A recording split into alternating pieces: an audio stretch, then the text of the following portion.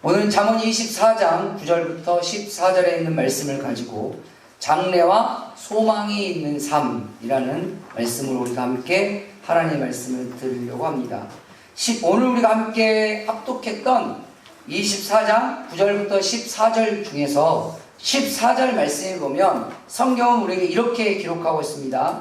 지혜가 너 영혼에게 이와 같은 줄을 알라. 이것을 얻으면 정령이 내 장래가 있겠고 내 소망이 끊어지지 아니하리라. 할렐루야.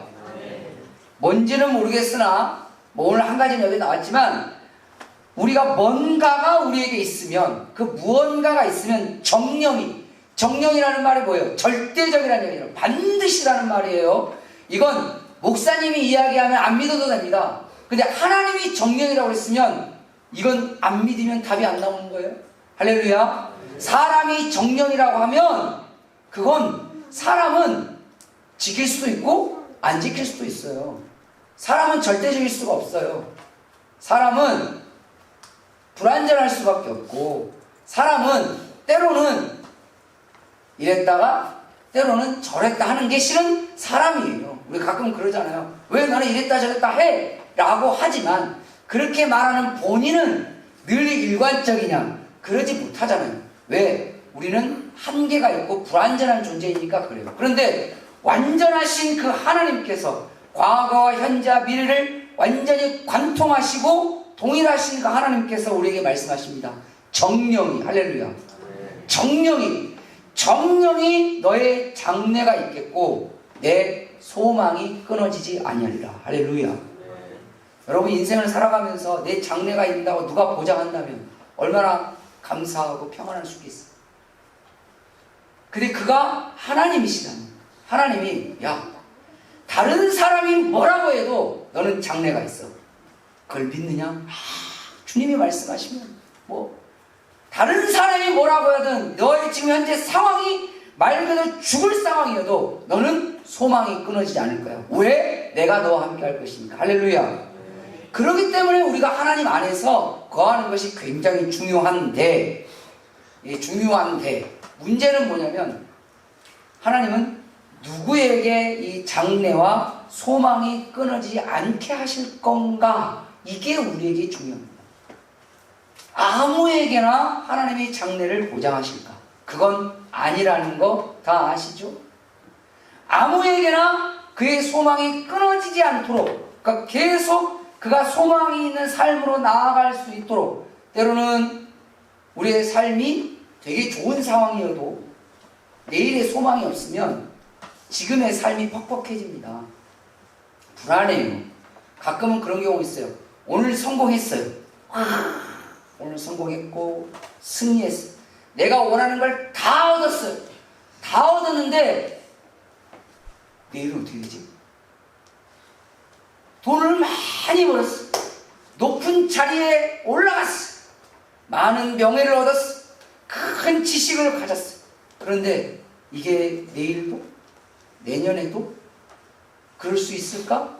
여기서 찾아오는 게 불안감입니다. 여기서 찾아오는 게 불안감입니다.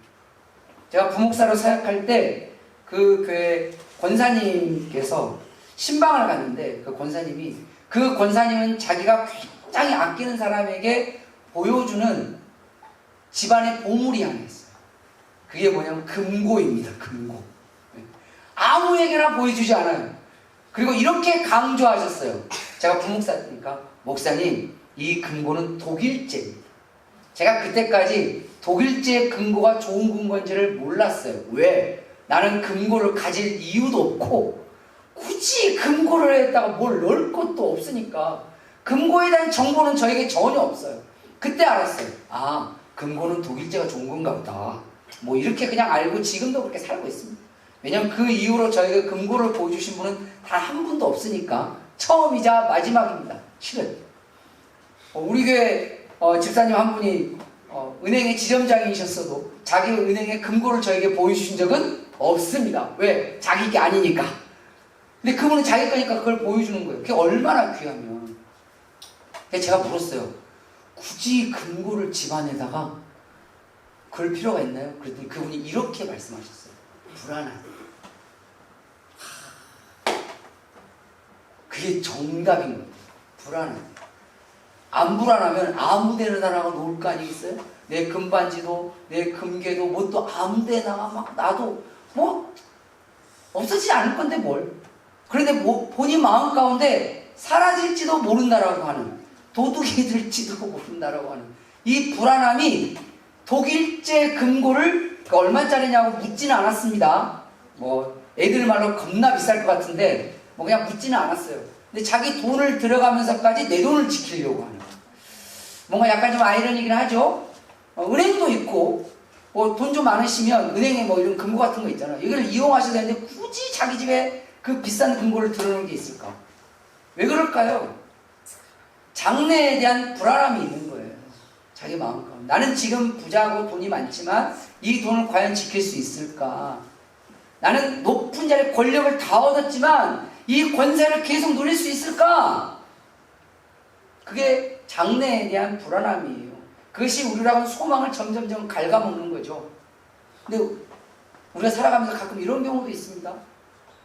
그냥 밑도 끝도 없는 내일에 대한 불안함 속에 살아가는 사람이 있어요. 그 이상해요. 그냥 객관적으로 보면 아무 문제가 없어요. 내 집에. 뭐 내 남편도 직장생활 성실하게 하고 부부관계도 큰 문제도 없는 것 같고 애들이 뭐 특출나게 공부를 잘하지도 않지만 그렇다고 해서 뭐 바닥을 기는 것도 아니고, 물론 아이들이 공부를 잘하기를 원하시는 분도 있긴 합니다. 늘 불안하셔야 합니다. 그건. 근데 가끔 보죠. 아유 목사님 그것까지 필요 없어요. 바닥만 안 기어주세요. 늘 감사하시는 분입니다. 그 마음속에 왠지 모르는, 그냥 아무 문제가 없는 것 같은데 왠지 내 마음의 불안함, 왠지 나에게 찾아오는 그 우울함, 왠지 나에게 찾아오는 이런 뭐라고 설명할 수 없는 그 답답함. 하나님은 우리에게 말씀하십니다. 하나님 안에 있으면, 할렐루야, 하나님 안에 있으면 장래와 소망이 있다. 그렇다면 하나님은 어떤 사람에게 장래와 소망을 허락하실까요? 제가 허락해드리는 게 아닙니다. 첫 번째로 죄를 버리고 겸손을 가까이 하는 자입니다. 그래서 성경은 9절 말씀을 요약해보면 죄를 버리고 겸손을 가까이 하라는 거예요. 자, 우리 기억해야 할 게 하나 있습니다. 하나님은 누구를 멀리 하실까요? 죄인을 멀리 하실까요? 성경의 답은 그렇게 말하지 않습니다. 하나님은 도리어 죄인을 찾아오십니다. 하나님은 죄인을 찾아오는데 하나님이 버리고 멀리하는 사람이 있습니다. 그게 어떤 사람이라고요? 회개하지 않는 사람입니다. 쉽게 말하면 죄는 지을 수 있는데 그 죄를 뭉기고 있는 거예요. 죄를 인정하지 않고 있는 거예요. 자기의 잘못을 돌아보지 않고 있는 거예요. 그저 나는 죄가 없는 사람인 척, 나는 거룩한 척, 나는 깨끗한 척, 나는 정결한 척. 그런데 뒤에서는 그냥 세상 말로 호박씨는 다 까고 있으면서 앞에서는 거룩한 척 하는 거죠. 하나님 앞에서까지도 그렇게 하는 사람도 있다는 거예요. 이스라엘 민족이 멸망한 이유는 죄 때문이 아니라는 걸 우리가 너무 잘 알고 있잖아요. 이스라엘 민족을 향해서 하나님께서 선지자를 보낼 때마다 야, 죄 짓지 마라. 아닙니다. 선지자들이 선포했던 말 가운데 죄 짓지 말라는 말은 10%밖에 안 돼요. 나머지 90%가 뭡니까? 회개하라, 회개하라, 회개하라. 그래, 너희들 잘못할 수 있어. 실수할 수도 있어. 죄를 지을 수도 있어. 그런데 그 죄 안고 나에게 나아오라. 그래서 그 죄를 인정하고 돌아보고 고치고 반성하고 하나님 앞에 사함받아서 다시 죄악된 삶이 아니라 선한 삶으로 살아봐. 근데 살았는데 또 죄를 지어. 괜찮아. 또 나에게 나와. 죄를 인정하고 회개하고 돌이키고, 배상할 게 있으면 배상하고 보상할 게 있으면 보상하고, 당당하고 떳떳하고 정직하고 깨끗하게 다시 나의 말씀대로 선하게 의롭게 가봐. 이게 하나님이 우리에게 주시는 삶의 원리인데 이걸 거부하는 거죠. 내가 왜 죄인이냐고 반발하지 않나? 자기 죄를 인정하지 않으려고 하지도 않나? 그걸 바꾸려고 돌이키려고 하지도 않고 도리어 그 죄 가운데 뭉개고 있어요. 그게 죄입니다. 할렐루야. 다른 게 죄가 아니에요. 죄를 뭉개고 있는 것이 죄예요. 죄를 계속 자기가 계속 짊어져 가고 있는 게 죄예요. 수고하고 무거운 짐진 자들아 다 누구에게로? 주님께로 나오라고 했잖아요. 그 수고하고 무거운 짐이 우리는 세상 짐으로 오해하고 있어요. 아닙니다. 노동이 짐이에요? 가족이 짐이에요? 아니면 돈 없음이 짐인가요? 사람들은 그것을 짐이라고 생각해요. 그게 왜 짐이에요? 그냥 그건 우리의 삶이에요. 그게 인생이라고. 그러면 예수님께서 말씀하신 짐이 뭘까요? 바로 죄입니다. 해결되지 않는 죄, 계속 반복적으로 이루어지는 죄, 나는 내 심령은 싫은데 계속 나에게 나타나는 이 쓴뿌리들, 이 잘못들이 계속, 그러니까 그것이 내가 나를 싫어하는 요인이 되는 거예요. 살아가면서 자기가 자기를 싫어하는 사람이 있으면 내가 나를 봐 너무 짜증이 나. 왜? 그게 싫은데도 계속 하고 있는 거지. 그게 수고하고 무거운 짐이에요. 그걸 가지고 누구에게 오라고? 주님께로 나와라. 그리고 주님께 회개하고 무릎 꿇으면 주님이 거기서 치유하는 역사를 허락하실 것이다. 할렐루야. 그런 사람에게 장래가 있습니다. 그 다음에 나오는 게 뭡니까? 거만이라고 되어 있잖아요. 여러분, 사람들이 제일 누구를 싫어하는 줄 아세요? 거만한 사람 참 싫어합니다. 겸손까지는 안 가더라도 그냥 겸손 냅두고 평범은 그냥 내려두고라도 교만하고 거만하고 오만한 사람은 참 그렇게 꼴보기 싫을 수 없어요. 오늘 9절 말씀에 보면 거만한 자는 사람에게 뭘 받는다? 미움을 받는다. 애들이 우리 청소년부 애들 재수 없대요. 그런 사람. 그러니까 공부를 못했는데도 거만해. 재수 없어. 공부를 잘해도 거만해. 여전히 재수 없어. 늘 일관되게 재수 없어. 돈이 없어도 거만하면 재수 없어. 그리고 뭐라고 하잖아요. 돈도 없는 애가 거만한 애. 그러잖아요. 근데 돈은 많은데 또 거만해. 그러면 더 재수 없어요 또. 참, 돈 많이 철간 척 하나. 이 말은 뭐예요 결국? 있냐 없냐가 중요한 게 아니에요. 높냐 낮냐가 중요한 거예요. 거만한 것 자체가 사람에게 미움을 받는다는 거예요. 근데 여기 중요한 게 있죠. 사람들에게 미움을 받죠. 내 남편에게 미움받고 내 아내에게 미움받고 가족들에게 미움받고 친구들에게 미움받죠. 그 사람은 장래가 없어요. 그 사람이 무슨 장래가 있어요? 인생은 독고다이라고? 네. 이 세상 혼자 한번 살아봐. 진짜 행복하게 잘 살 수 있는지. 때로는 가진 게 별로 없어도 같이 밥 먹어줄 사람이 있는 게 행복한 겁니다. 돈 아무리 많이 벌면 뭐합니까? 20만원짜리 30만원짜리 호텔 뷔페를 먹으면 뭐예요? 혼자 가서 먹고 있는데. 그게 얼마나 맛있을 것 같으세요? 그날 하루는 맛있을 겁니다. 아니 맛있다가도 현타 올걸요? 왜? 가족들과 같이 밥 먹고 있는 사람들을 보면, 친구들과 같이 밥 먹고 있는 사람들을 보면, 연인들과 같이 밥 먹고 있는 사람들을 보면 그때 현타를 맞을 거예요. 아, 같이 이야기할 사람이 있어요. 같이 얼굴 볼 사람이 있어요. 왜죠? 미움받고 있어요. 왜죠? 미움받고 있는 여러 가지 이유들을 실은 잠언서에 이야기하고 있지만 오늘 이 말씀에서는 거만을 말합니다. 주님은 우리에게 말합니다. 죄를 버리고, 즉 죄를 뭉개고 있지 말고 한 번 더 겸손해라. 조금 더 낮은 마음을 가져라. 다른 사람 좀 공감하고 이해하는 마음을 조금 더 낮춰봐라. 그러면 너에겐 장래가 찾아올 거야. 너에겐 소망이 찾아올 거야. 하나님이 너를 찾아오고 사람들이 너를 찾아올 거야. 즉 죄와 거만은 장래와 소망을 멀어지게 하지만 선의, 하나님의 마음을 가지고 선의를 가지고 하나님께 나와 회개하고 깨끗하게 살아가려고 애쓰면서 사람들 앞에 조금 더 겸손하게 나아가면 하나님이 그에게 장래와 소망이 찾아오게 하신다는 사실을 기억하시길 바랍니다. 두 번째로 하나님은 어떤 사람에게 장래와 소망을 주실까요? 바로 환난에도 낙심하지 말라는 거예요. 할렐루야.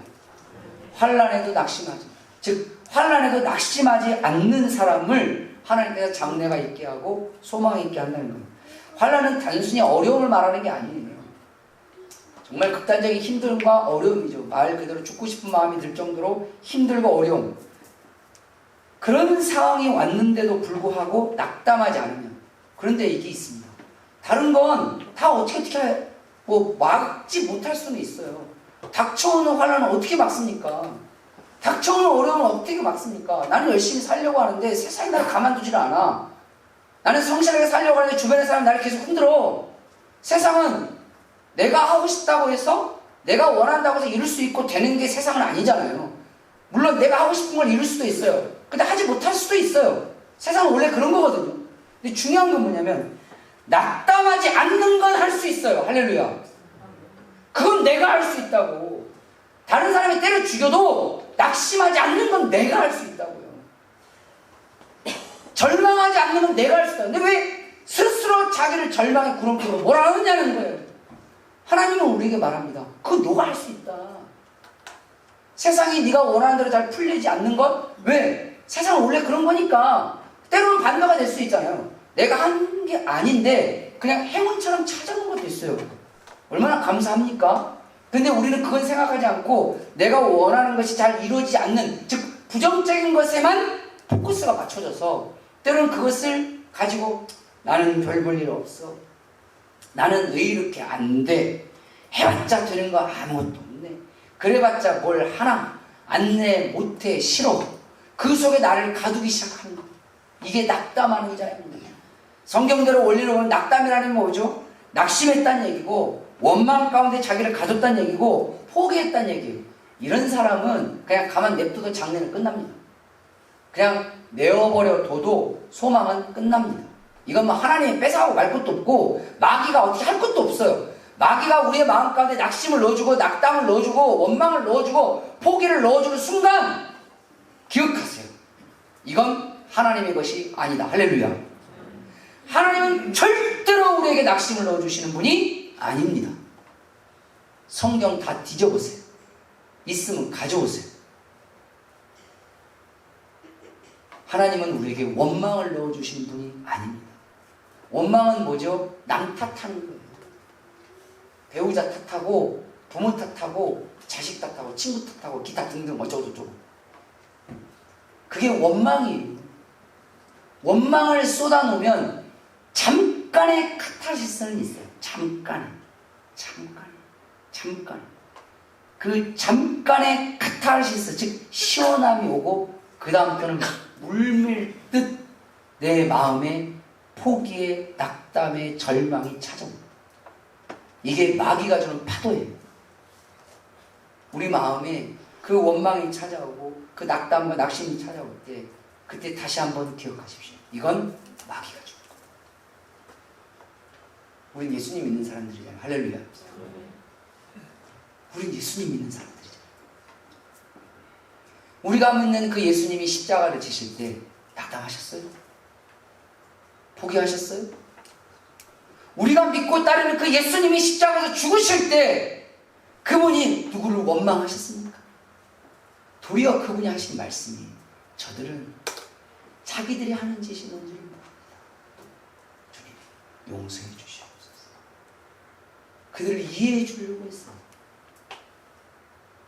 우리가 예수님을 믿고 따라가는 순간 예수님의 능력이 우리에게 임한 줄 믿으실 거예요. 자존심이 있지. 자존심이 있죠. 예수님 믿는 사람이 자존심이 있잖아요. 다른 건 마귀의 파도에 우리의 힘과 능력으로 안 되는 게 너무 많아요. 그래서 그냥 몰아쳐서 이래 어떻게 터지고 저래 어떻게 터질 수는 있어요. 그런데 낙심은 내가 할 수 있는 거잖아요. 내가 할 수 있는 건데 예수님 믿는 사람이 자존심 상황에 그 마귀의 그 유혹에 넘어가서 그냥 내가 나를 버려요? 내가 나를 꺾어요? 그냥 마귀가 한번 건드니까 와그를 그냥 같이 무너져줘요? 너무 그렇죠. 따라합시다. 최소한 믿는 사람의 자존심은 지키자. 곧 죽어도 자존심은 지킵시다. 할렐루야. 마귀가 넌 틀렸어 라고 해도 왜 거기 휘말리냐. 너는 끝났어 할 때도 왜 거기 휘말리냐. 우리는 하나님을 믿는 사람이 아니에요. 하나님을 믿는 사람은 하나님은 틀렸다고 말하는 하나님은 너는 할 수 있다고 말할 때 아멘 하는 사람입니다. 아멘. 다윗이 장인이자 왕이었던 사울왕에게 목숨의 총각을 다툴 때에도 나는 끝났다고 하지 않았어요. 왜죠? 나는 하나님을 믿으니 여호와는 나의 목자시니 내가 부족함이 없으리. 누가 보면 그럴 거예요. 꼴에 자존심은 있어서. 네, 믿는 사람이 그 정도 자존심 없으면 이 험난 세상을 어떻게 살아요? 중요한 건 그 자존심이 믿음으로 바뀔 때 하나님이 역사하신다는 사실입니다. 아멘. 그래서 주님은 말합니다. 환난이 찾아올 수 있다. 그건 너의 몫은 아니다. 실은 너의 잘못만은 아니다. 세상이 원래 그래. 그런데 낙심은 너의 몫이다. 그러니 이걸 바꾸라는 거예요. 뭘로 바꿔야 될까요? 믿음으로 바꾸는 겁니다. 아멘. 용기로 바꾸는 거예요. 그런데 이건 있어요. 성경에서 나오는 용기의 원리를 가만히 보면 하나님, 제가 용기를 갖겠습니다. 용기를 갖겠습니다. 그렇게 해서 용기가 찾아오지는 않습니다. 성경에서 용기를 갖게 하는 세 가지 원리가 나와요. 처음에는 하나님을 기억하라는 거. 하나님이 나와 함께 하실 거야. 그래 가보자. 두 번째, 사랑하는 사람들을 기억하라는 거. 내 자식들을 생각해보세요. 내 사랑하는 사람들 보세요. 그 애들 얼굴을 보면서도 낙심하려고 하겠어요? 그러면 이건 무당. 세 번째는 천국을 기억하는 것. 세 가지를 기억하고, 하나님을 기억하고, 즉 십자가를 지신 우리 주 예수 그리스도와 부활하신 그 예수님, 그 하나님 되신 예수님을 기억하고, 두 번째는 내 사랑하는 사람들을 기억하고, 장차 우리가 할 그 하나님의 나라를 기억하고, 그 세 가지를 기억하면 없던 용기도 납니다. 아멘? 네. 그런 말이 있잖아요. 여자는 약해도 어머니는 강하다.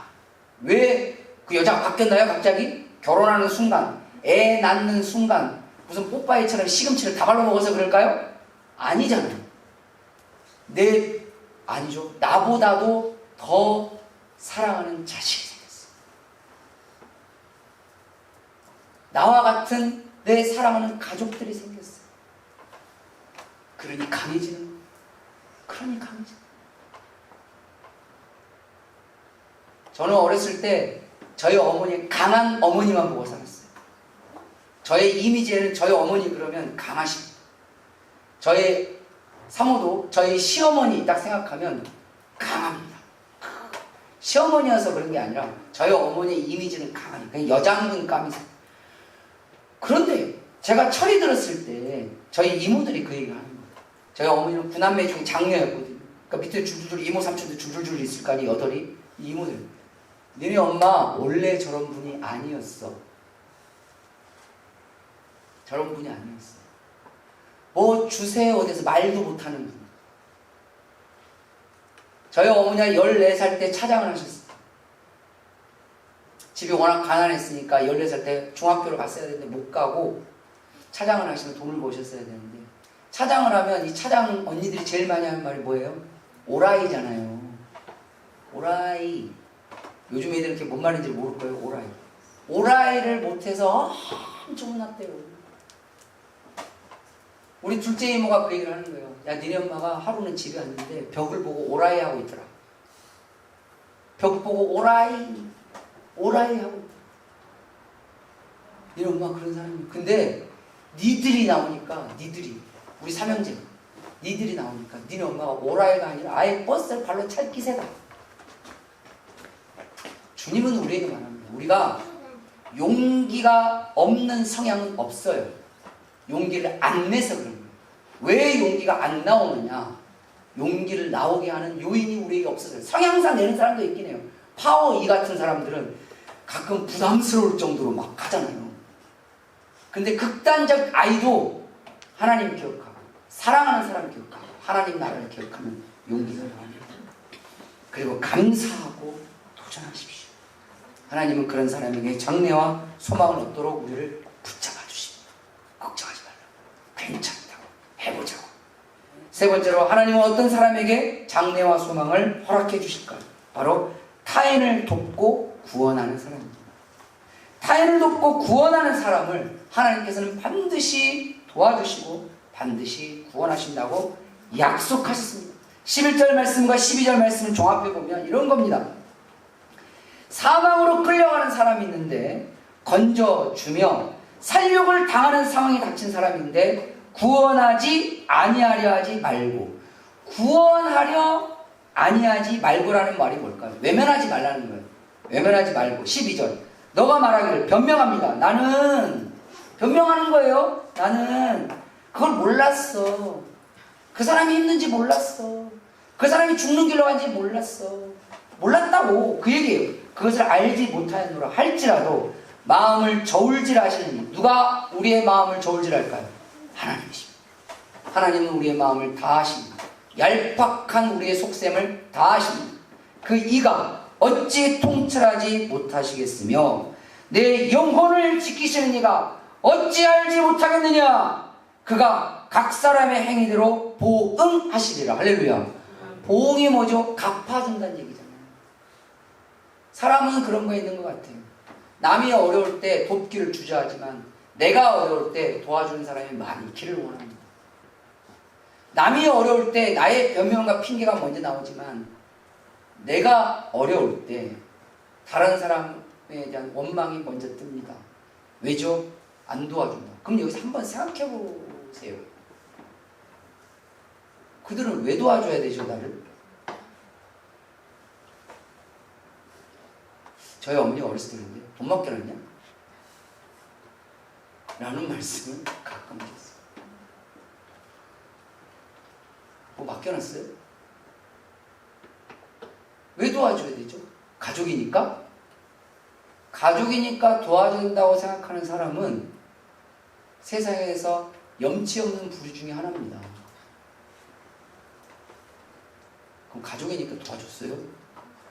얼만큼? 내가 도와준 건 크게 보이죠. 내가 도움받는 건 작아 보이죠.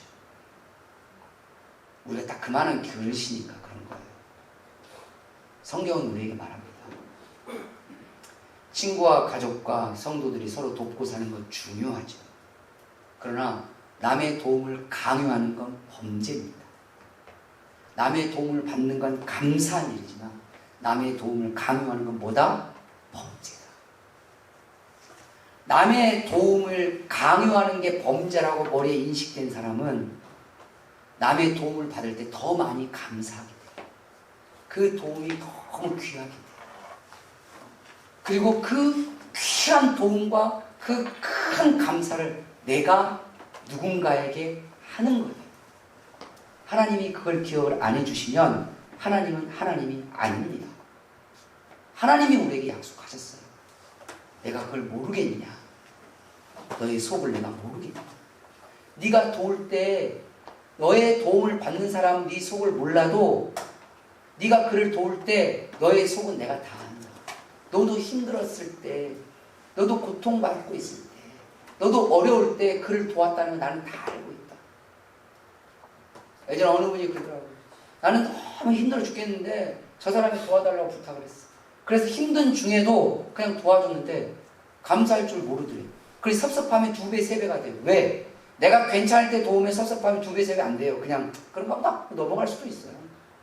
그런데 내가 힘들고 어려울 때, 내가 곤란할 때 돕게 되면 그 섭섭함은 더 커집니다. 도와준 건 똑같은데 왜 섭섭함이 커지냐고. 내가 더 힘들었거든요. 근데 이때 기억하세요. 하나님은 그걸 아시고. 하나님은 어떻게 그걸 아실까요? 나중에 우리가 그 힘든 상황일 때 하나님이 반드시 손을 내밀어 주신다는 걸로 알아주시는 거예요.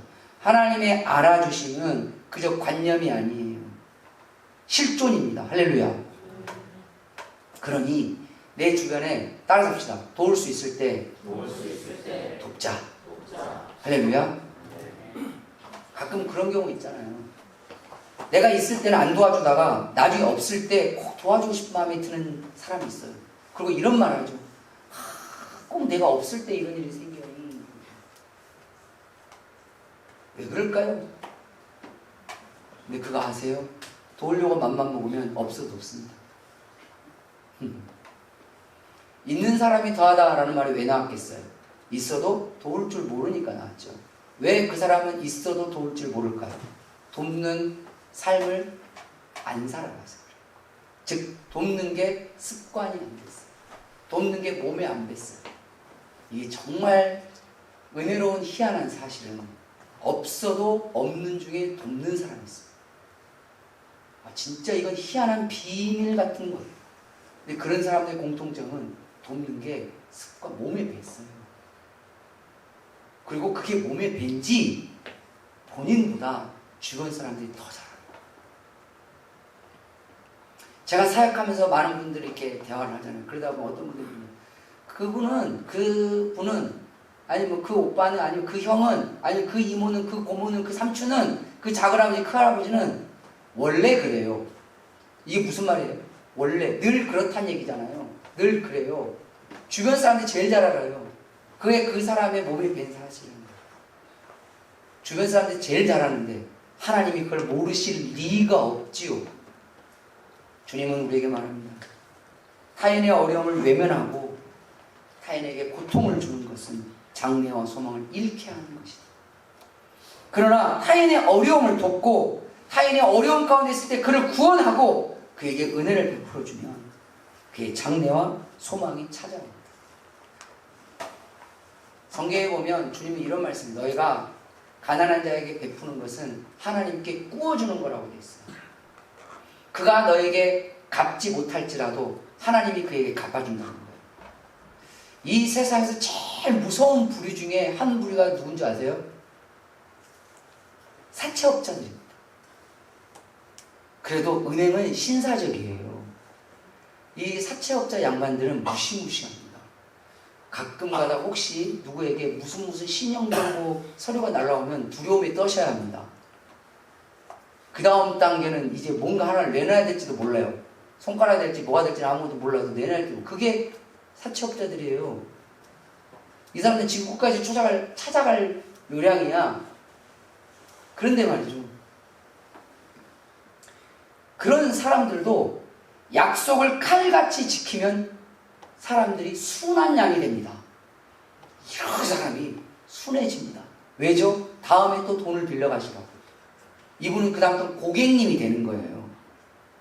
문제는 어떤 걸 당하느냐 어려움이냐가 중요한 것이 아니라 내가 하나님과의 약속을 지키는 것이 굉장히 중요한데, 우리가 하나님과의 약속의 제1번이 뭔지 아십니까? 복음을 전하는 거예요. 복음을 전하는 게 뭐죠? 그 사람의 영혼을 구원하는 거예요. 그 사람의 영혼, 지옥 갈 수밖에 없는 그 영혼을 천국으로 옮겨가도록 내가 통로 역할을 해주는 거죠. 하나님은 그 영혼을 구하든 그 삶을 구하든 그 인생을 구하든 무엇이든 간에 작은 것도 나누는 것이 내 삶의 몸에 배어있는 그 사람들을 하나님 반드시 그에게 장래를 보장해 주십니다. 뭐라고? 걱정하지 말아요.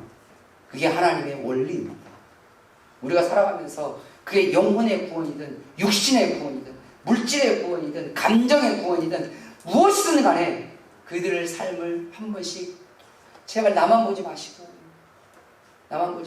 주변 한번 돌아보시고 그들에게 큰 게 아니어도 돼요. 작은 것이라도 말 한마디라도 따뜻함으로 하나님의 마음으로 나아가면 그의 영혼을 위하든 그의 마음이든 물질이든 뭐든 간에 우리가 손을 뻗을 때 그 손이 나중에 나에게 오는 하나님의 손으로 바뀌게 될 줄 믿으시길 바랍니다. 마지막 네 번째로 하나님은 어떤 사람에게 장래와 소망을 주실까요? 바로 지혜를 즐거워하고 얻으라는 겁니다. 세상 살아가면서 뭐가 제일 즐거우세요?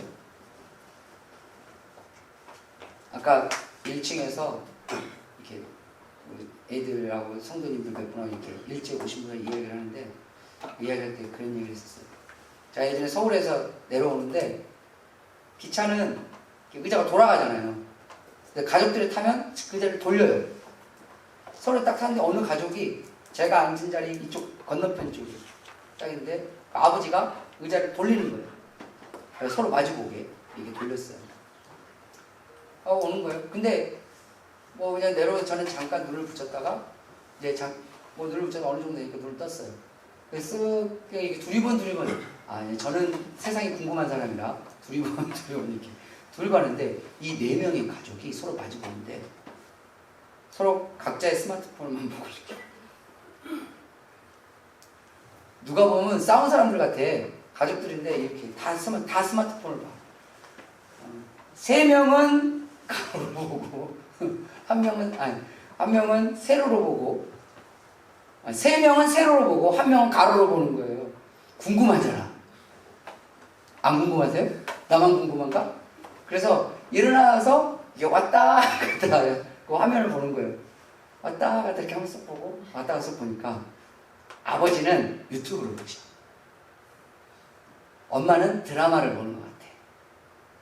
아들이 둘이에요 보니까. 큰아들은 SNS를 하는 것 같아요. 뭐 이렇게 사진 같은 거 막 이런 거 있잖아요. 뭐 이런 인스타그램 뭐 이런 거 같은 거 막 그걸 하는 것 같아요. 작은 아들은 게임을 하고 있어요. 열심히 서로 하는 거예요. 제가 보면서 그걸 가만히 보면 그런 생각. 같은 스마트폰을 들고 있어도 본인들이 즐거워하는 게 다 달라요. 똑같은 걸 놔도 아마 여러분 집도 한번 물어보세요. 스마트폰 뭘 제일 많이 하는지. 아까 우리 교회 성도님 중에 한 분이 우스갯소리로 그렇게 하는 거예요. 어느 우리 애가 스마트폰을 이렇게 얼마큼 하나 봤는데 카카오톡을 한 3시간 하더래요. 그래서 카톡을 어떻게 3시간 할 수 있지? 라는 생각을 했다는 거예요. 나중에 알고 보니까 카톡을 통해서 유튜브로 들어갔다는 거지. 애들 똑똑해. 가끔 생각하는 게 있어요. 애들은 부모보다 똑똑합니다. 지혜롭진 않는데 똑똑해요. 부모들 못 이겨요. 그래서 부모들은 자식들을 못 이기니까 자식들 잘 들어. 부모들이 화내는 이유가 뭔 줄 알아? 너희들을 못 이기니까 그래. 너희들보다 똑똑하면 화 안 내. 돌이 위에서 지배하지. 전지적 시점으로 지금 너 그다음 추측 다 해서 그다음에 딱딱 원천 차단해. 그런데 열받거든. 왜? 내가 이거 잘랐는데 우회로 들어갔어. 화가 나지. 애들은 똑똑해요. 우리 절대 못 이겨요. 물론 가끔 자식을 이겨먹는 부모도 있긴 합니다. 드물긴 해요. 많지는 않아요. 인정할 거 인정하고 가야지.